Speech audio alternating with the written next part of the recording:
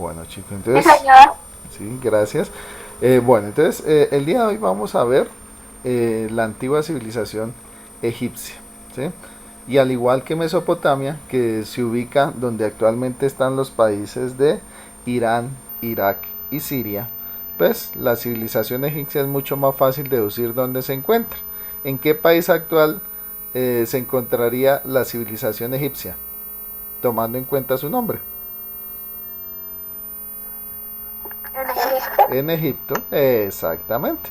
Entonces, la civilización egipcia se desarrolló donde actualmente queda la nación o el país de Egipto, que ahí lo podemos ver en el mapa, que pertenece precisamente al África subsahariana o también al África del Norte. Y también algo importante, Egipto es como el puente entre el continente africano y el continente asiático, es decir, une a África con lo que conoceríamos como Asia Menor. Ahí también a través de lo que hoy se conoce como el Golfo Pérsico. Bueno, ay, perdón. Y acá vemos entonces un mapa del antiguo Egipto. Y como lo vemos acá, ellos se ubicaron al lado de toda la ribera del río ¿qué?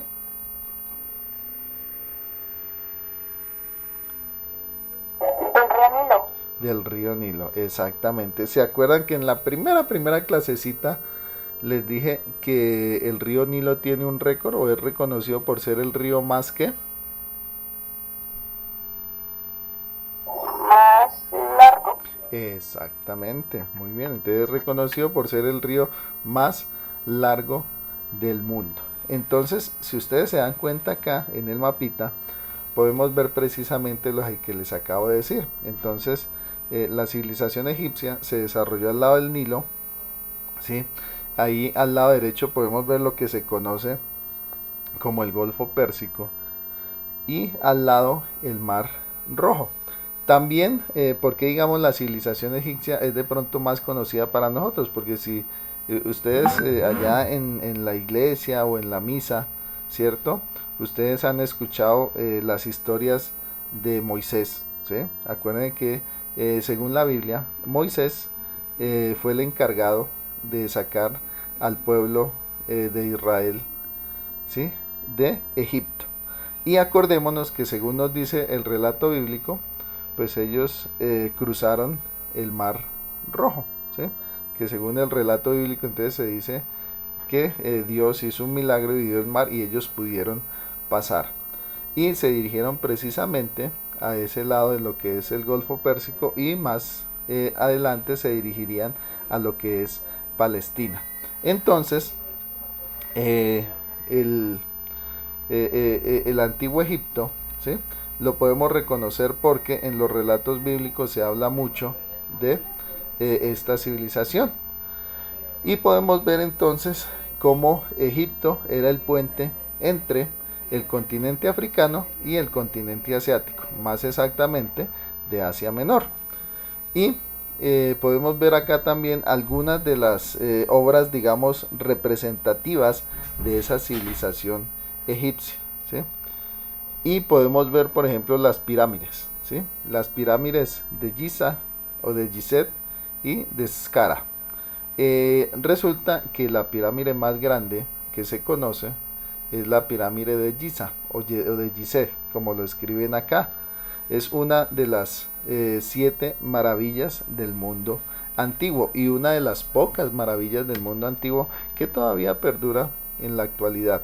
También entonces podemos ver ahí el templo de Memphis, bueno, no el templo exactamente, sino donde queda ubicado, ¿no? También podemos ver ciudades importantes para el imperio, ¿no? Entonces, en el templo de Memphis también era donde se ubicaba la ciudad de Memphis, que era una de las principales capitales. Y en la ribera entonces de lo que es el sur del río Nilo podemos ver otras ciudades importantes como Karnak, Luxor, Edfu y Abu Sindel. Cada una pues tenía digamos sus templos y sus lugares representativos. Entonces digamos en el Bajo Egipto que era la parte norte, su principal capital era Memphis. Y en el Alto Egipto, ¿sí?, que era la parte sur, su principal capital entonces era Tebas. Aunque pues estaban todas estas ciudades y todos estos templos, ¿no? Entonces, en la ciudad de Karnak estaba el templo de Karnak, estaba también el templo de Luxor, el templo de Ifu, ¿sí?, y el templo de Abu Sindel, ¿sí? Y podemos ver también que toda la parte fértil que está en ese azul más claro, pues se desarrolla precisamente donde está toda la ribera del río Nilo. Y como podemos ver también, pues la antigua civilización egipcia pues estaba rodeada de dos desiertos, ¿no?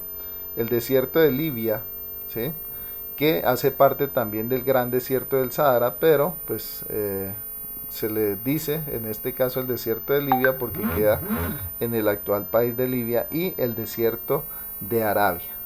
Entonces para ellos fue una suerte pues tener el río Nilo, porque básicamente el río Nilo era la única fuente de agua dulce que ellos tenían, ¿sí?, porque estaban rodeados digamos al oriente y al occidente por el desierto de Libia y el desierto de Arabia, y estaban digamos en el norte y en el sur por el mar Mediterráneo y el mar Rojo, que son mares, obviamente ustedes saben que el mar pues tiene agua salada.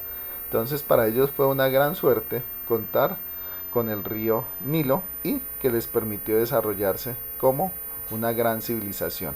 Acá también tenemos otro mapa donde ya se pueden ver digamos un poquito mejor, ¿sí?, los templos, ¿sí?, que ahorita los vamos a ver en fotos reales, pero acá podemos ver entonces también cómo, al igual que en la antigua Mesopotamia, donde sus ciudades se desarrollaron alrededor de un templo, ¿sí?, pues la antigua civilización egipcia también se desarrolló al lado de diferentes templos. Entonces podemos ver el templo de Kamak, el templo de Den al-Bam, ¿sí?, y podemos ver también el templo de Abu Sindel. Acá en el mapa también podemos ver ahí a su lado derecho, ¿sí?, al ladito del Mar Rojo, lo que se conoce también como el desierto de Sinaí, el que nos nombraba en la anterior como el desierto de Arabia. Ahí al ladito queda el desierto del Sinaí, que si nos devolvemos otra vez a lo que les decía del relato bíblico, que ustedes de pronto lo han escuchado en la misa, en la iglesia, pues ahí fue donde, según la Biblia, nos dice que el pueblo de Israel vagó por casi 40 años. Y por eso también es que, digamos, tenemos bastante información de lo que era también la civilización egipcia, porque aún en la misma Biblia, pues nos da también cierta información. También podemos ver las tres grandes pirámides ahí en la parte de arriba, que como ya les decía hacen parte de las 7 maravillas del mundo antiguo, y es de las pocas maravillas del mundo antiguo que todavía se mantienen a pesar de tantos miles de años. Bueno, como ya lo decía, entonces el Nilo era importante para los egipcios, igual que a los mesopotámicos les servía como medio de transporte, como forma de llevar mercancías, es decir, como forma de comercio, también para la agricultura, ¿sí?, y también, perdón, pues Egipto hace parte de lo que estamos viendo de las civilizaciones fluviales, así mismo como lo fue la India, la Sumeria y la China, ¿sí? Entonces aquí podemos ver un mapita que nos amplía también, al igual que el otro, un poquito más, ¿sí?, cómo era pues esa vida en el antiguo Egipto, ¿no? Podemos ver entonces las diferentes ciudades, los diferentes templos, ¿sí? Podemos ver entonces también una imagen del trabajo en la agricultura, ¿sí?, que es la que tenemos en todo el centro, ¿sí?, y podemos ver también algunos barcos que eran pues ese principal medio de transporte. Entonces, al igual que para los mesopotámicos, entonces para los egipcios igualmente el río Nilo pues era un medio de transporte también por el cual se podían llevar las mercancías que comerciaban entre las ciudades, y también pues ellos desarrollaron la tecnología hidráulica, con la cual entonces ellos desarrollaron también lo mismo, canales, diques, represas, que les permitieron también llevar esa agua hacia sus cultivos. Entonces en esta época Egipto, ¿sí?, era prácticamente la potencia agrícola de la época. ¿Por qué? Porque es lo que les decía yo ahorita, en esa región no había más ríos, ¿sí? No había más ríos cerca. Entonces los egipcios fueron muy buenos en sus cultivos, es decir, eran la civilización que mayor, o sea, mayores cultivos y mejores cultivos tenía. Bueno, aquí vemos una imagen ya moderna, ¿sí? Ya moderna de lo que es el río Nilo. Entonces, con esta imagen moderna y real del río Nilo, nos podemos dar cuenta entonces también, pues, cómo sería en esa antigua época, ¿no? Entonces, en esta imagen actual podemos ver algunos barcos, ¿sí? Algunas fragatas navegando por el río Nilo. Entonces, si ven algo muy diciente de esta imagen, que por ejemplo en la parte del fondo, ¿qué es lo que vemos en la parte del fondo de la imagen? Allá hacia el fondo, ¿quién me puede decir? ¿Alguien me puede decir que? Un templo, profe. No. Bueno, sí se ve una edificación. Templo. Se ve una edificación, pero no podemos decir qué es. Pero ¿qué es lo que se ve en el fondo? O sea, se ven, les ayudo un poquito, se ven unas montañas, ¿cierto? ¿Estamos de acuerdo? ¿Y Sí, señor. cómo se ven esas montañas? ¿Cómo ven ustedes Sí, esas señor. montañas? Listo, entonces, ¿cómo ven ustedes esas montañas? ¿Qué características tienen? A ver, mírenlo y piénsenlo un poquito. ¿De dónde arena? ¿Qué son qué? Que tienen la... Tienen la arena. Exactamente, es decir, son montañas secas, ¿sí ven? Secas, secas, es decir, exacto, compuestas de solo arena. Es decir, ¿será que en esas montañas se podría sembrar algo según lo que vemos ahí? No. No, difícil, ¿cierto? Pero si vamos, No. pero si vamos más abajito, si ven abajo, ya donde es la pura ribera del río, ¿qué es lo que vemos ya en esa ribera del río? Árboles Eh, y ya más, profe. Exactamente, ¿sí? Ya vemos árboles, vegetación, entonces ahí nos podemos dar cuenta de eso, es decir, sin el río Nilo hubiera sido imposible, imposible, imposible para los egipcios haber podido cultivar algo, porque si ven que estaban rodeados, ahí sí como dicen, de pura arena, ¿sí? Esas montañas y esos desiertos, entonces gracias al Nilo le dio esa vida a esa civilización, que lo podemos ver también en esta foto, que es una foto real y una foto actual, ¿sí? Donde vemos pues unos barcos modernos. También nos podemos dar cuenta que pues en el Nilo no podían navegar tampoco barcos muy grandes, ¿no? O sea, aquí vemos algunos barcos pequeños, algunas fragatas, ¿sí? Algunos barquitos de turismo, y nos podemos dar cuenta entonces lo importante que era el río Nilo, porque si ven que estaban rodeados por desierto por lado y lado, pero en donde estaba el río Nilo si eran zonas fértiles, o sea, vemos un gran contraste que hay ahí, ¿no? En el fondo unas montañas secas, desérticas con arena, pero en la ribera del río podemos ver árboles, plantas, vida. Entonces, por eso el río Nilo fue tan importante, y es más, todavía lo sigue siendo para el Egipto actual.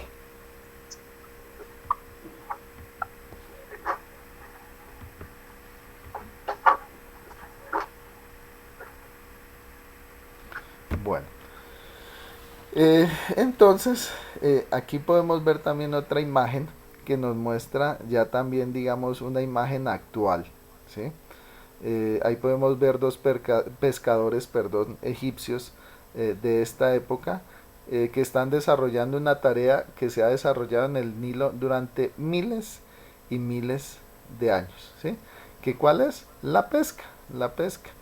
Entonces podemos ver que todavía el río Nilo sigue siendo muy, muy importante para los egipcios. Lo fue hace más de 5000 años y lo sigue siendo aún ahora. Entonces, aquí vemos un fragmento de un historiador griego, ¿sí? Heródoto, que fue uno de los primeros historiadores que se tiene conocimiento, y él escribía precisamente acerca de la civilización egipcia y acerca del Nilo. Y podemos leer lo que escribe, dice: Egipto era el regalo del Nilo, ¿sí? Entonces prácticamente está diciendo lo que le acaba de decir, es decir, Egipto no hubiera podido existir sin el río Nilo, ¿sí? Y dice: sin las aguas del Nilo para la irrigación, la civilización egipcia probablemente había sido efímera. Es decir, sin el río Nilo, la civilización egipcia simplemente se hubiera acabado. Bueno, aquí vemos entonces también en la imagen una foto, que por esto me gusta también, porque pues a diferencia de la civilización mesopotámica, donde lo único que nos quedan de sus templos son dibujos, ¿sí? Pues de la civilización egipcia lo chévere es que todavía muchos de sus templos siguen en pie, ¿sí? Entonces podemos tener no solamente dibujos sino fotografías. Entonces esta es una fotografía de una de las antiguas ciudades egipcias, de la ciudad de Tebas, ¿sí? Que todavía quedan algunos de sus edificios en pie. Entonces nos podemos dar cuenta también de cómo sería pues esa ciudad en su época, porque si aún en esta época ustedes ven que todavía se ven los edificios grandes, imponentes, pues lógicamente algo derruidos o destruidos por el tiempo, pero nos podemos dar cuenta cómo esta ciudad quedaba a orillas del río Nilo, también como esta ciudad pues gozaba de gran vegetación, y nos podemos dar cuenta pues cómo sería de imponente y de bonita pues esta ciudad en su época, ¿no? Hace ya unos casi 3000 años. Bueno, y acá tenemos lo que les decía, las pirámides de Egipto, ¿sí? Que hacen parte de las 7 maravillas del mundo antiguo, y es de las pocas, ¿sí? De las pocas que todavía quedan en pie. Bueno, las pirámides. Bueno, ¿quién me quiere leer lo que dice ahí? Yo, profe. Listo, Profe. listo, Miguel Ángel, está bien. Las pirámides eran las tumbas de los faraones, quienes eran enterrados con riquezas, armas, objetos de la vida cotidiana e incluso con esclavos y esposas, porque los egipcios creían que los necesitaban para gobernar en el más allá o inframundo. Bueno, muy bien, muchas gracias. Entonces, esas edificaciones, esas construcciones tan majestuosas, básicamente eran tumbas, ¿sí? O sea, las pirámides de Egipto son prácticamente las tumbas más majestuosas de las que tenga conocimiento el hombre, ¿sí? Y allá eran enterrados, ¿quiénes? ¿Quiénes eran enterrados? Los faraones. Los faraones. Y bueno, ¿por qué eran tan grandísimas o por qué, digamos, tenían... Faraones. Sí, sí, exacto.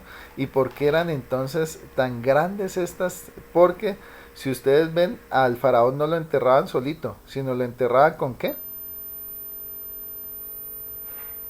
Con riquezas. Exactamente, con todo lo que tenían. Esclavos, profe. Exactamente, ¿por qué? Porque parte de las creencias de la civilización egipcia era la creencia en el más allá.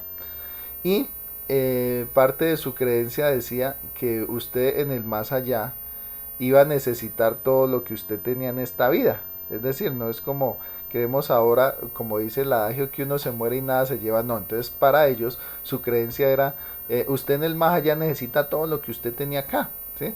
Entonces ellos eran enterrados con sus riquezas, con sus armas, con sus vestidos, ¿sí?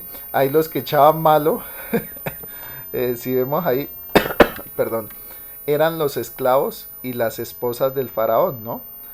Porque cuando moría el faraón, pues sus esclavos y sus esposas, que según la creencia, pues le iban a servir también en el más allá, eran enterrados, eran asesinados y eran enterrados junto con el faraón.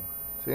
Entonces, pues algo que siempre querían los esclavos o las esposas era que el faraón no se muriera, ¿no? Porque apenas se muriera, pues ellos también serían enterrados. Entonces, ¿por qué hacían todo esto? Porque ellos creían que en el más allá iban a necesitar o iban a tener las mismas cosas que ellos tenían en esta vida. Y también, pues ellos creían, perdón, que las pirámides, pues precisamente eran ese puente entre, como dicen, entre el más allá y el más acá, ¿sí? Entre esta vida y la otra vida.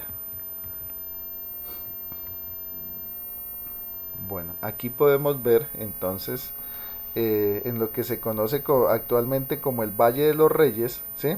¿Por qué se le dice el Valle de los Reyes? Porque pues acordemos que cada una de estas pirámides pues era la tumba de un faraón, ¿sí?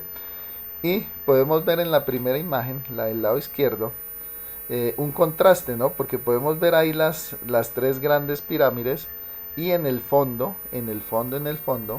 se alcanza a ver Egipto, ¿sí? El Egipto moderno, ¿sí? Entonces ahí podemos ver en el fondo cómo se ve una ciudad egipcia moderna. Y en la otra imagen podemos ver entonces parte de las tres pirámides, la de Keops, Kefren y Giza, ¿sí? La pirámide más grande es la pirámide de Giza y pues lastimosamente con el tiempo se ha ido perdiendo pues la majestuosidad de estas pirámides. ¿Por qué? Porque originalmente estas pirámides, por ejemplo, ahorita si ustedes se fijan bien, se alcanzan a ver los ladrillitos, ¿sí ve? Con las que fueron construidas, ¿sí alcanzan a ver? Sí, señor. Bueno, ¿qué pasa? Pues en la época que eran terminadas, no, eso está Sí, totalmente... señor. Ujú. En la época en que fueron hechas, perdón, eran completamente lisitas, es decir, todos esos ladrillos eran cubiertos con una piedra muy parecida al mármol y entonces recién hechecitas estas pirámides, ustedes las veían completamente triangulares y las veían completamente lisas, ¿sí? Lisas de un blanco muy brillante, ¿sí? Gracias a esta piedra que era pues muy parecida a lo que hoy pues es el mármol, ¿no? Pero pues obviamente con el pasar de miles y miles de años pues estas pirámides fueron perdiendo pues esa capa, ¿sí? Porque pues originalmente eran de un color mármol, de un color blanco muy brillante, muy bonito, muy liso, ¿sí? Pero pues por el paso del tiempo ya han perdido esto, pero a pesar de eso, entonces todavía siguen siendo pues unas edificaciones muy muy majestuosas y sobre todo que matemáticos hicieron digamos las mediciones y encontraron de que estas pirámides son completamente eh, se me va ahorita la palabra. Ustedes se han escuchado acerca de los triángulos, ¿no? El equilátero, el isósceles, ¿sí? ¿Sí han visto eso en matemáticas? Sí, señor. Bueno, Sí, señor. ¿se acuerdan entonces cuál es el triángulo equilátero?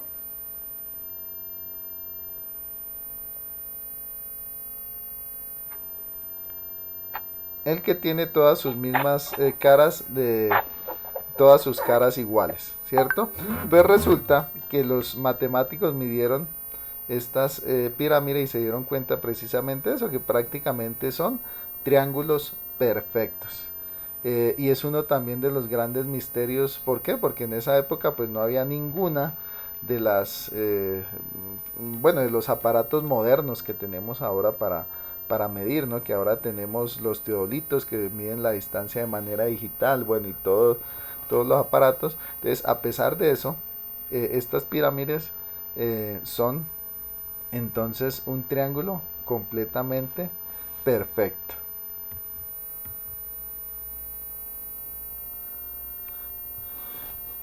Y lo que ya les decía, entonces de las tres pirámides, la más grande es la pirámide de Giza. Está la de Keops, Kefren y Giza, que es la que se ve en la mitad.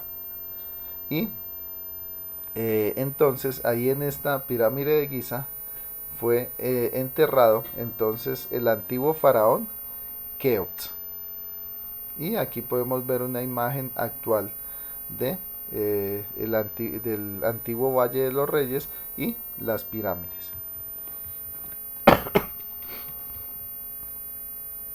Bueno, otra de las grandes esculturas, otra de las grandes obras arquitectónicas de los egipcios fue la Esfinge, ¿sí? La Esfinge era una figura que tenía cabeza de humano y cuerpo de león, ¿sí? Y también tiene que ver mucho con la religión egipcia, porque ahorita más adelante que veamos los dioses egipcios, esa era una característica típica, eran animales antropomorfos, es decir, casi todos sus dioses tenían cabeza de animal y cuerpo humano, ¿sí?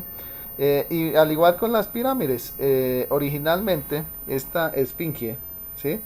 Estaba pintada, ¿sí? Aquí ya podemos ver una vista más panorámica, entonces vemos la cara del faraón, ¿cierto? Y el cuerpo de león. En su época, entonces esta esfinge estaba pintada, o sea, estaba adornada con colores. Pues también podemos ver que actualmente pues la nariz se le ha caído, ¿no? Pero en la época en que fue hecha pues era una obra también muy bonita y muy majestuosa, porque estaba pintada, estaba adornada, pero pues obviamente ya por el paso del tiempo pues se fue destruyendo, ¿no?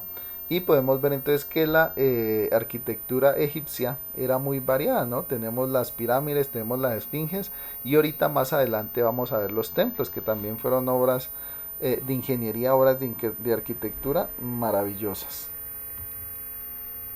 Bueno, y acá entonces podemos ver el interior ¿de una qué? Pirámide. De una pirámide. Pirámide. Muy bien. Y podemos ver entonces que tenía muchas habitaciones, ¿no? Entonces, ellos tenían unos compartimientos de descarga, ¿sí? Que era donde pues ellos enterraban todas las riquezas de los reyes, ¿sí? Sus joyas, sus ornamentos, sus vestimentas, ¿sí? Todos sus utensilios. Siempre en el centro había una recámara principal, que era llamada la recámara del rey, ¿sí? Después tenían un vestíbulo, ¿sí? Un vestíbulo que también era como un pasillo donde ellos podían bajar a las otras, digamos, recámaras de esta pirámide. Teníamos entonces también la pirámide, la recámara de la reina. Entonces, como nos podemos dar cuenta, pues al rey no lo enterraban, ¿sí? En el mismo lugar donde enterraban a la reina. A la reina la enterraban más abajito, ¿sí? También generalmente tenía un pozo, ¿sí? Un pozo y una cámara subterránea. Y básicamente ese pozo y esa cámara subterránea era donde los trabajadores que hacían todos estos cuartos, ¿sí? Pues ellos sacaban los desechos de construcción. Y por último podemos ver pues una entrada, ¿no? Que esa era la entrada de los trabajadores. ¿Qué pasaba? Cuando ya estaba terminada la pirámide, ¿sí? Pues ellos enterraban al rey, a la reina, a sus súbditos, ¿sí? A todas sus riquezas, pues esa entrada era tapada. Es decir, apenas el rey moría y apenas era enterrado, pues quedaba básicamente, perdón, encerrado para siempre en la pirámide. Pero ¿qué pasó? Pues a principios del siglo XX, pues fueron muchos saqueadores de tumbas, ¿sí? Entonces, lastimosamente, pues casi todas estas tumbas pues ya no tienen las riquezas que tenían en su época. ¿Por qué? Pues porque pues como la gente sabía que ahí estaban enterrados joyas y todos y muchos elementos valiosos, pues en el siglo XX hubo un gran saqueo de estas pirámides, ¿sí? Los saqueadores de tumbas se robaron prácticamente todo, ¿sí? Y pues es muy poquito lo que se puede encontrar. Ahorita más adelante vamos a ver algunos faraones que afortunadamente sus tumbas no fueron saqueadas y vamos a ver con todas las riquezas que ellos eran enterrados. Bueno, y aquí vemos otro tipo también de tumbas, ¿no? Entonces aquí vemos la tumba de un faraón, el faraón Mereruca, ¿sí? Podemos ver entonces acá cómo siempre estaban adornadas con pinturas, con esculturas que generalmente representaban al faraón y representaban a sus grandes generales y gobernadores. Y también pues generalmente representaban pues cosas de la vida diaria.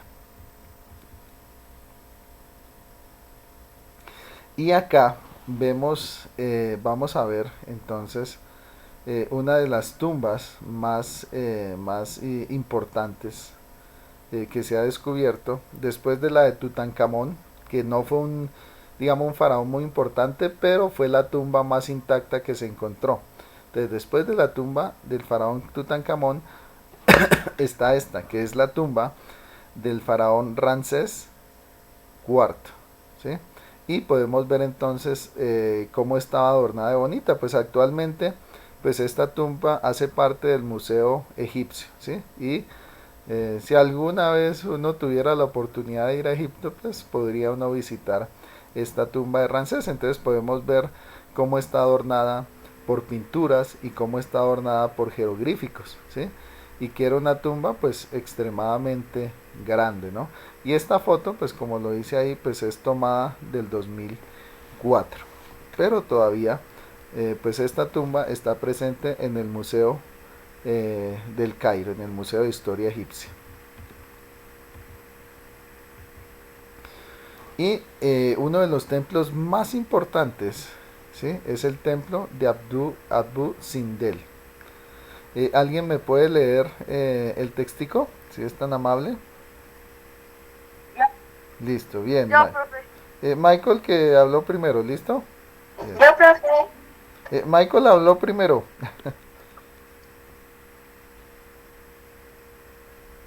Fue construido con tal orientación que durante los días 21 de octubre y 21 de febrero los rayos solares penetraran hasta el santuario, situando al fondo del templo e iluminaran las caras de Amón, Ra y Ramsés, quedando solo la cara del dios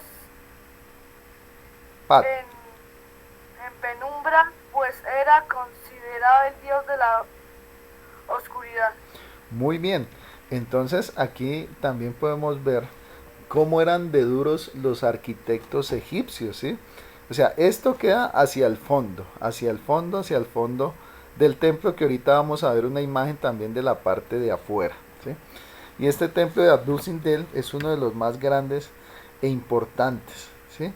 Y los arquitectos lo hicieron con esa característica, es decir, que como lo dice ahí, los días 21 de octubre y 21 de febrero, los rayos solares penetraban ahí, ¿sí? Y si ustedes se pueden dar cuenta, pues alumbran a 3 de las 4 esculturas, ¿sí? Esas 3 esculturas son las de Amón, Ra y Ramsés. Y la del lado derecho, que ya pues también por el paso del tiempo se quedó sin cabeza, pero que en su época obviamente tenía la cabeza, es la del dios Pat. Y nos podemos dar cuenta de eso, o sea, cómo eran de duros que diseñaron esas o este templo para que específicamente en esas dos fechas del año el sol lograra penetrar hasta el fondo y alumbrara a 3 de sus 4 esculturas de sus dioses. Aquí vemos entonces la parte de afuera, o sea, si la de adentro es impresionante, la de afuera es mucho más. Y si ustedes se dan cuenta, si miran ahí, ese templo fue tallado en la pura piedra. Si se dan cuenta que es una peña rocosa, Es decir, por eso fue tan digamos, impresionante lo que lograron, porque ellos tallaron este templo en la roca pura, ¿sí? En la roca pura, y también por eso es que este templo se logró mantener a pesar del paso del tiempo, porque estaba tallado en roca pura, ¿sí? Y ahí vemos, por ejemplo, el gran trabajo que tuvo que tener, porque imagínense usted tallar una piedra, ¿sí? Pequeña, que toma trabajo. Ahora imagine usted tallar toda una montaña que es completamente piedra, para hacer semejantes estatuas y semejante templo tan grande. Entonces aquí podemos ver también pues cómo los egipcios fueron excelentes, además de constructores, ingenieros, también talladores, ¿sí? O sea, la talla de piedra fueron especialmente buenos.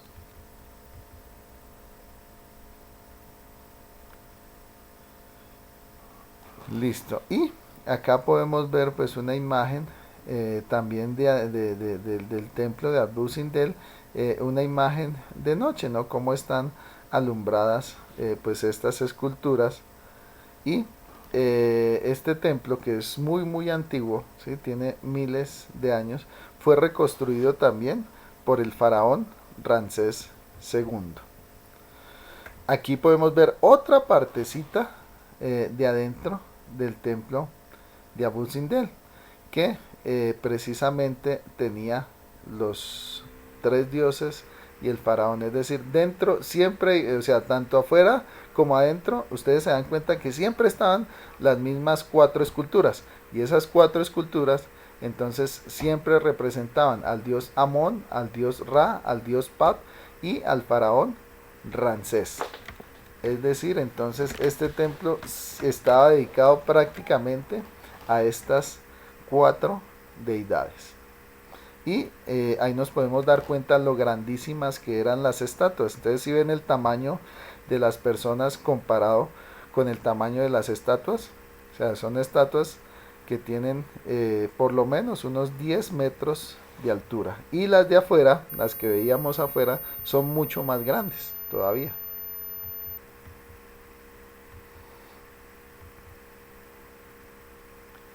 Y aquí tenemos otro de los templos importantes, ¿sí? Nefertari o Nefertiti, como se pronuncia también en español, fue también una de las grandes reinas, ¿sí? Una de las grandes reinas de Egipto. Fue esposa entonces del faraón Ramsés II. Entonces, y fue tan importante, ¿sí? Nefertiti, que a ella le hicieron también su propio templo. Igualmente, entonces, podemos ver que hay 6 estatuas. Ahí las podemos contar, ¿no? 1, 2, 3, 4, 5 y 6, ¿sí? Y entonces, estas estatuas, sí, 4 eran de Ramsés II, ¿sí? Y 2 eran de la reina Nefertiti.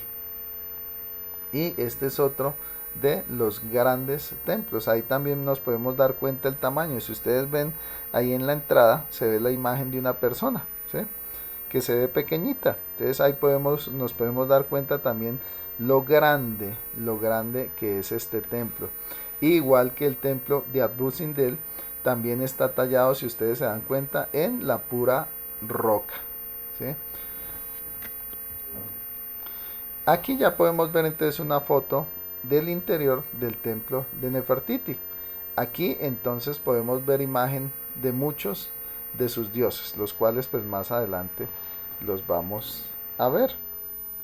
Y nos podemos dar cuenta pues lo grande que era el templo de Nefertiti. Bueno, así como los antiguos mesopotámicos desarrollaron la escritura cuneiforme, ¿sí? ¿Se acuerdan que veíamos que ellos, les hablaba yo de la escritura cuneiforme? Pues los egipcios desarrollaron otro tipo de escritura. En este caso, la escritura de los egipcios se llamó escritura jeroglífica. Y bueno, ¿qué podemos mirar, digamos, en este ejemplo de la escritura jeroglífica? ¿Qué es lo que ustedes ven ahí? Figuras, animales. Entonces, a diferencia, digamos, de la escritura cuneiforme, que se acuerdan que veíamos que eran más bien como palitos, como algunas figuras geométricas, ¿sí? La escritura jeroglífica pues estaba llena de imágenes, ¿sí? De imágenes y símbolos. Entonces podemos ver por lo menos un escarabajo, un águila, ¿sí? Un cuervo, una serpiente, un ojo, ¿sí? También como algo representando el agua, algo representando un sacerdote. Entonces esta escritura jeroglífica era muy bonita, ¿sí? Porque a diferencia de otras, incluida la cuneiforme de la antigua Mesopotamia, pues esta estaba compuesta de varias imágenes y símbolos que la hacían muy característica. Aquí podemos ver entonces ya fotos reales de templos que tienen muestra de esta escritura jeroglífica. Generalmente, entonces los egipcios desarrollaron esta escritura con, perdón, con los animales que para ellos eran importantes, el águila, el halcón, el cuervo, ¿sí? Y otros animales que para ellos eran importantes, ¿no?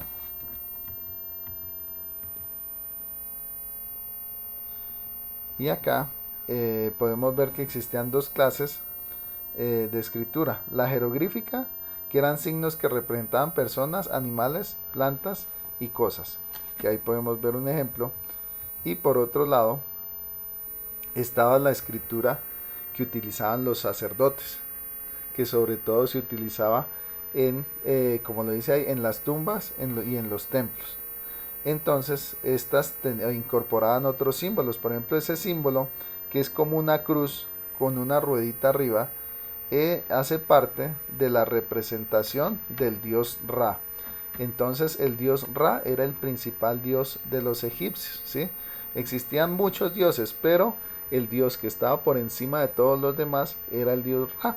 Y el dios Ra pues tenía o se simbolizaba con esa especie de cruz con un arito, un circulito arriba.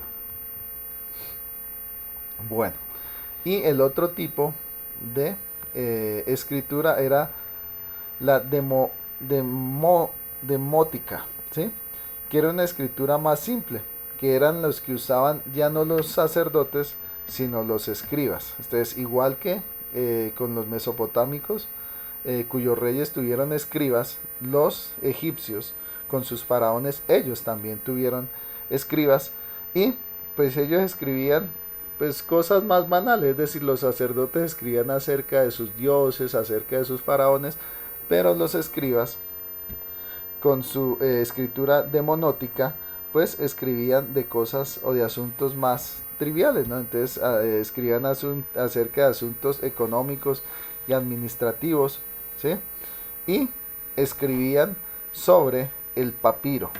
Bueno, ¿alguna vez ustedes han escuchado acerca del papiro o saben qué fue el papiro?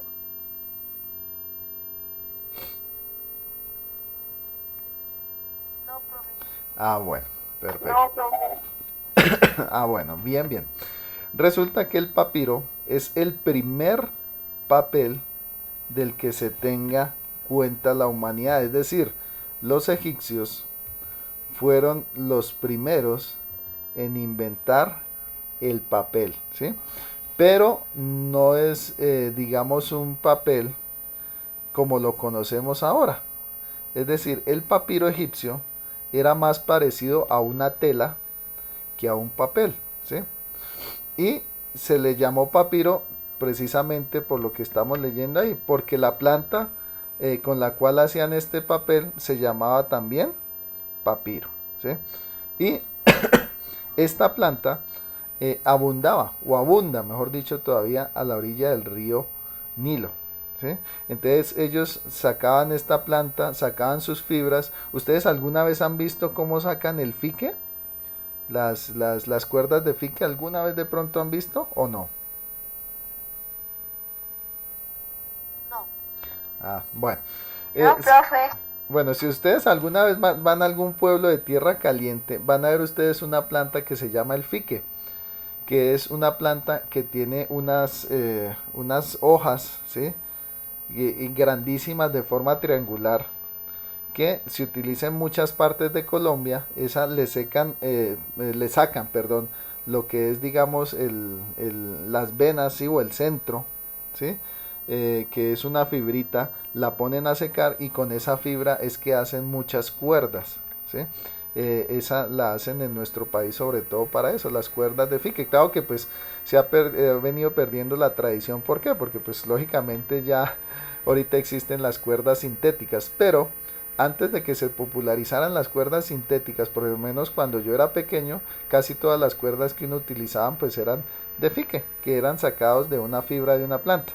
Pues a qué voy, a que este papiro también era hecho a base de una fibra de una planta, ¿sí? Y era el primer papel del que se tiene conocimiento de la humanidad, pero como les digo, este papel parecía más una tela que un papel, ¿sí? Por estar hecho de estas fibras del papiro. Y este papiro fue importantísimo, ¿por qué? Porque les permitió a ellos precisamente llevar sus cuentas, ¿sí? Escribir los edictos, digamos escribir poesía, les permitió también a los niños egipcios estudiar, ¿sí? O sea, prácticamente esto eran los cuadernos, ¿sí? Los cuadernos de esa época. Y aquí vamos a ver uno de los grandes descubrimientos que permitió que los hombres modernos pudiéramos descubrir o descifrar los jeroglíficos, ¿sí? Resulta que la piedra Rosetta fue un fragmento de una antigua publicación de un edicto, ¿sí? Un decreto publicado en Memphis hacia el año 196 por el faraón Ptolomeo V, ¿sí? Resulta que esta piedra Rosetta estaba escrita en 3 idiomas distintos. ¿Cuáles eran esos idiomas? El demótico, ¿sí? El griego y los jeroglíficos egipcios. ¿Qué pasa? Que esta piedra está en las 3 idiomas, en el jeroglífico, en el demótico y en el griego, estaba escrito lo mismo, ¿sí? ¿Qué pasó? Que este explorador, Jean-François Champollion, ¿sí? Que era francés, se encontró la piedra Rosetta y gracias a esa piedra Rosetta fue que ellos lograron descifrar los jeroglíficos. ¿Por qué? Porque en esa época pues nadie hablaba el antiguo egipcio, es decir, los jeroglíficos nadie los comprendía, pero el demótico y sobre todo el griego antiguo sí había mucha gente que lo hablaba. Entonces, cuando tradujeron del griego antiguo, empezaron a mirar entonces los caracteres que estaban escritos en demótico y en jeroglífico y lograron entonces descifrar y traducir todas las inscripciones y todos los escritos de los jeroglíficos egipcios. Entonces, esta piedra Rosetta se cuenta como uno de los grandes descubrimientos del mundo, ¿sí? Y de los grandes descubrimientos de la lingüística, porque permitió que el hombre moderno pudiera descifrar qué era lo que decían los antiguos jeroglíficos. Entonces, gracias a que en los 3 escritos estaba exactamente lo mismo, el mismo decreto, pues ellos lograron descifrar, ¿sí? O traducir los jeroglíficos antiguos y por eso se cuenta como uno de los principales descubrimientos. Es decir, sin esta piedrita hubiera sido imposible para los hombres modernos descifrar o traducir los jeroglíficos antiguos. Pero gracias a esta piedrita, el hombre entonces logró traducir y descifrar los antiguos jeroglíficos. Y se lo debemos entonces a este explorador y lingüista francés, Jean-François Champollion.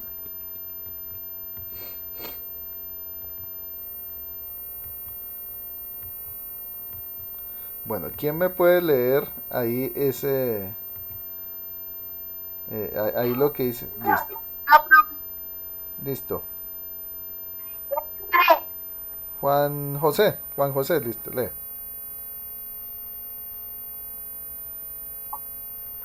Vale, profe. La religión egipcia. Los egipcios fueron politeístas. Politeístas. Adoraban plantas, animales, la naturaleza, etc.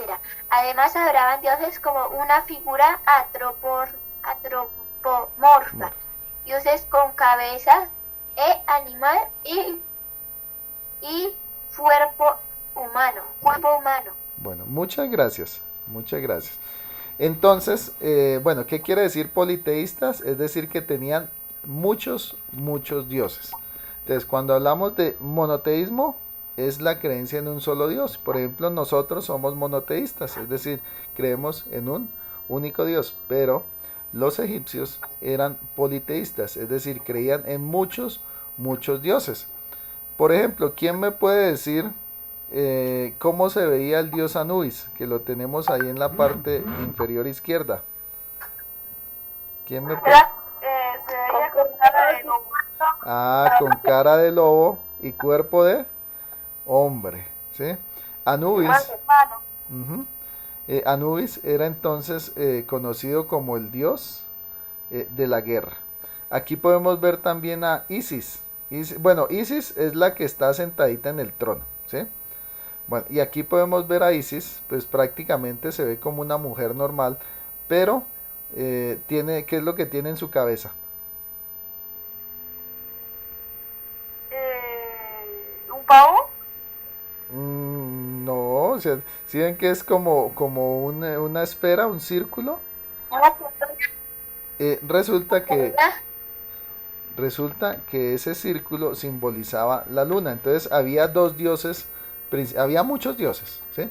Pero había dos dioses principales, uno que era Isis y otro que era Ra, ¿sí? Tanto Isis como Ra se simbolizaban siempre en su cabeza con esa especie de círculo, que en el caso, perdón, que en el caso de Isis, ese círculo simbolizaba la luna, y en el caso de Ra, ese círculo simbolizaba era al sol. Aquí también podemos ver a Amón. Entonces, ¿cómo se ve Amón?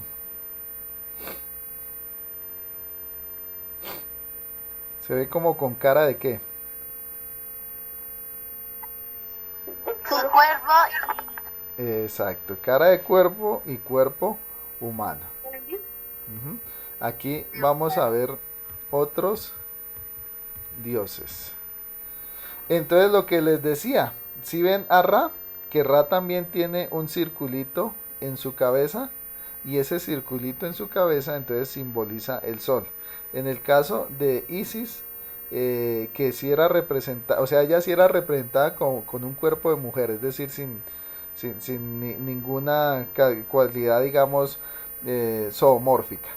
Y era representada en su círculo de la luna. En el caso de Ra, su círculo era representado en el sol.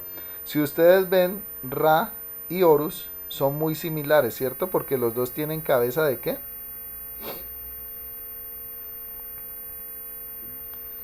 ¿De qué animalito será esa cabeza de? No, señora. De halcón, muy bien. Horus es como un halcón. Exactamente. Entonces ellos tienen... Ra es ¿cuál es Ra? Los dos tienen cabeza de halcón, sino que pues aquí vemos diferentes representaciones, ¿sí? Entonces, para ellos, si ustedes se dan cuenta, los animales hacían parte muy importante de su religión. Los antiguos egipcios, los faraones, tenían como costumbre también criar halcones, ¿sí? Porque los halcones para ellos eran sagrados. Primero, porque eran capaces de volar. Entonces, por eso Ra era representado también como un halcón, porque se decía que Ra pues era el dios sol, ¿sí? Y el sol estaba arriba, ¿cierto? Y el halcón entonces podía volar, y podía volar precisamente hacia el sol, ¿sí? También tenemos a Set, que Set también es representado por una cara de animal, ¿sí? En este caso pues como una cara de perro, ¿no? Y tenemos a Osiris, que Osiris pues sí es representado como un humano, ¿no? Es decir, no tiene ninguna cualidad zoomórfica. Pero podemos dar cuenta que por lo general pues los egipcios representaban a sus dioses con animales, esos animales que ellos consideraban sagrados. Y eran muchos los animales que ellos consideraban sagrados. Los halcones eran animales muy importantes para ellos, que solamente los faraones, ¿sí? O los altos gobernadores podían darse el lujo de tener un halcón, ¿sí? También ellos adoraban a los gatos. Si ustedes, bueno, si alguna vez pudiéramos mirar las distintas escrituras egipcias, podemos dar cuenta que el gato está representado muchas veces. ¿Por qué? Porque los gatos para ellos eran los que los guiaban al más allá. Entonces, por lo general, cuando moría un faraón, lo enterraban también con sus gatos. ¿Por qué? Porque los gatos eran aquellos que lo iban a guiar hacia el más allá. También los cocodrilos eran importantes para ellos.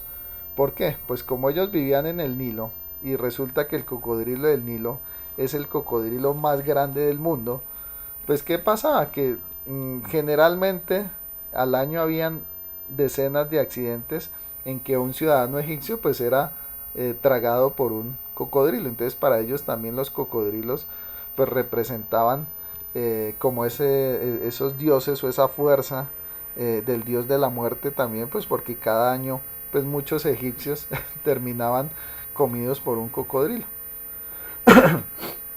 Una de las características más significativas de los egipcios fueron que ellos inventaron la momificación.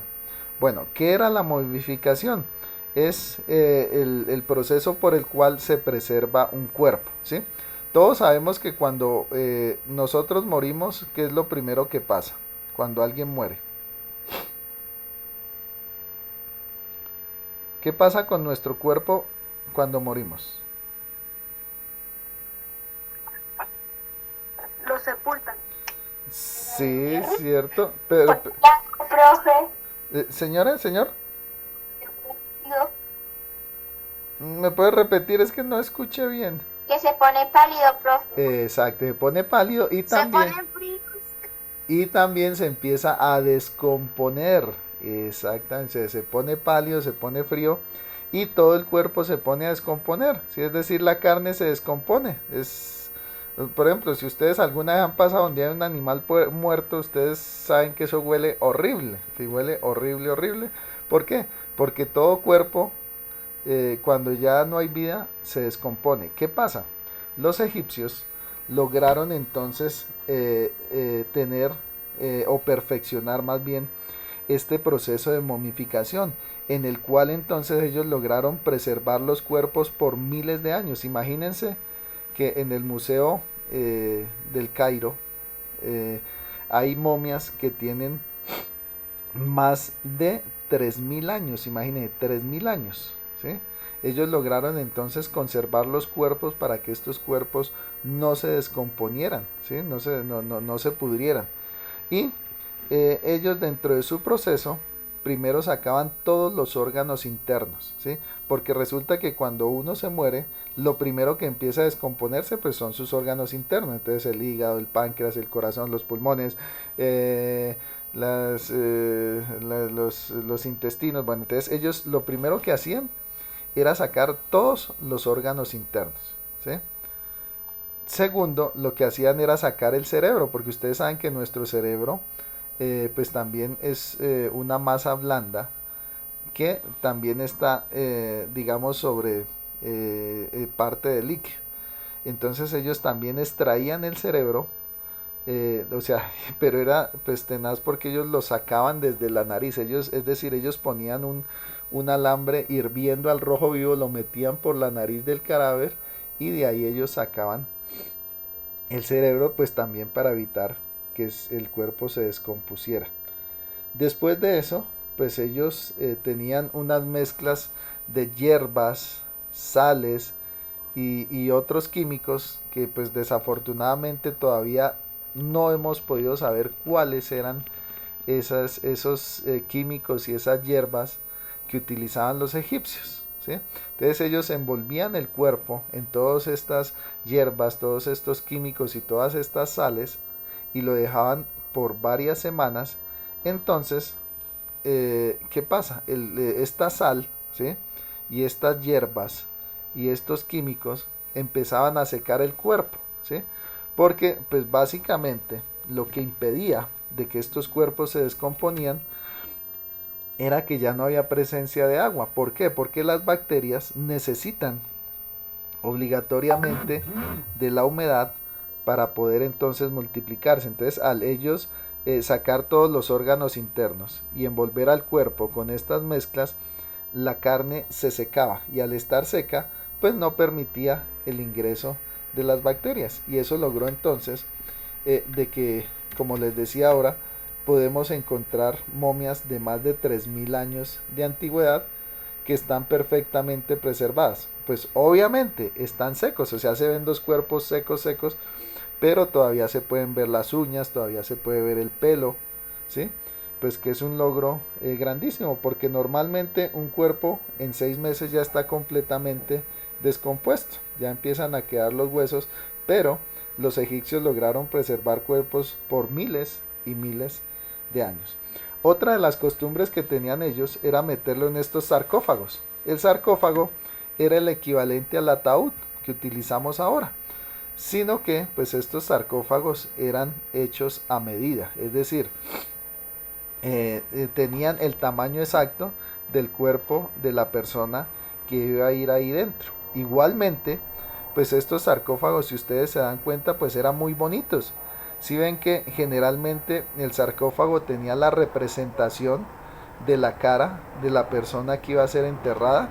Entonces, por ejemplo, ahí ellos tomaban la imagen del faraón o de la reina que iba a ser enterrada, y asimismo ellos esculpían este sarcófago y trataban de que se pareciera lo más posible a como la persona se veía en vida. Igualmente, pues ellos lo adornaban, si ven, con inscripciones jeroglíficas que generalmente pues representaban pues oraciones y ritos que les ayudaban a ellos a llegar al más allá.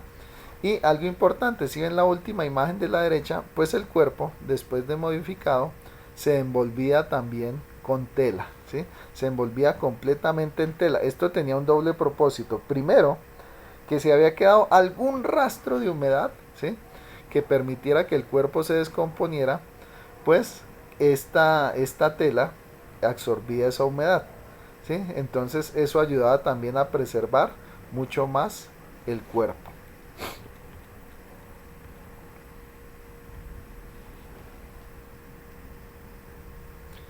Listo, chicos, pues voy a parar acá. Vamos a parar acá por hoy.